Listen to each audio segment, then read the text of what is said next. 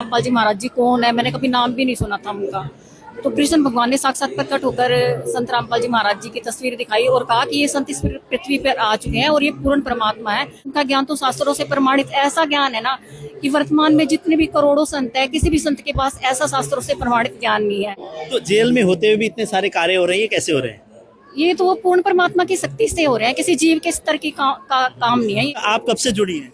मैं 2008 से जुड़ी हुई हूँ। अच्छा। और जो संत रामपाल जी भगवान जी हैं वो वर्तमान समय में पृथ्वी के एकमात्र तत्वदर्शी संत हैं जो स्वयं ही कबीर साहिब के अवतार हैं।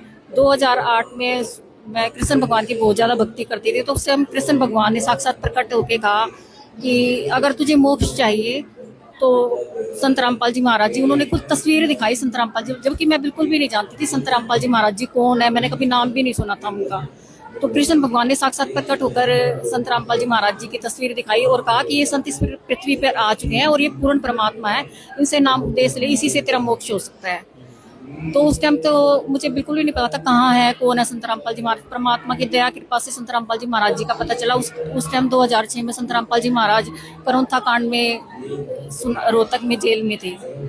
तो जब मैंने उनकी पुस्तकें पढ़ी सारी, जो ज्ञान गंगा थी और भी बरवाला कांड का रहस्य जो पढ़ी, तो बस जो परमात्मा पाने की तड़प थी ना वो बहुत ही ज्यादा बढ़ चुकी थी कि जिस परमात्मा को मैं तलाश कर रही थी वो खुद साक्षात इस धरती पर आ चुके हैं। फिर परमात्मा की बहुत ही असीम दया कृपा से संत रामपाल जी भगवान जी से नाम देश लिया और 2008 से मुझे अस्थमा की बीमारी थी, बहुत ही भयंकर बीमारी थी। मतलब मेरा 7-8 लाख रुपए लग चुका था अस्थमा की बीमारी के लिए। मैंने हर तरह के जो भी इलाज थे वो दिल्ली के एम्स में भी मैंने बहुत इलाज करवाया था, लेकिन अस्थमा की बीमारी से कोई लाभ नहीं हुआ। संत रामपाल जी भगवान जी से नाम उपदेश लेने के बाद 4 महीने के अंदर अंदर मेरी अस्थमा की बीमारी बिल्कुल जड़ से खत्म हो गई।